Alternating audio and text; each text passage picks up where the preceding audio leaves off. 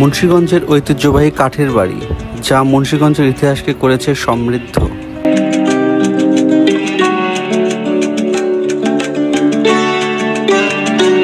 এই ধরনের বাড়ি তৈরিতে যেমন অনেক অর্থের প্রয়োজন হয়, ঠিক তেমনি প্রয়োজন হয় অনেক দক্ষ শ্রমিকের।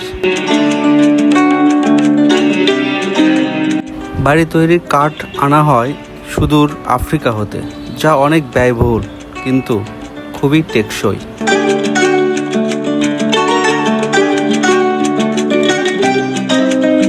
এই ধরনের বাড়ির চারপাশে অনেক জায়গা ফাঁকা রাখা হয়, সেখানে বেড়ে ওঠে নানা ধরনের ফুল ও ফলের গাছ, যা বাড়িটিকে আরও বেশি সৌন্দর্যমণ্ডিত করে তোলে।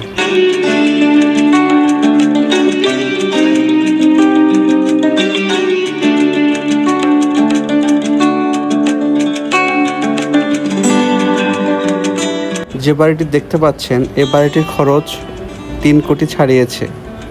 এখনও অনেক কাজ বাকি।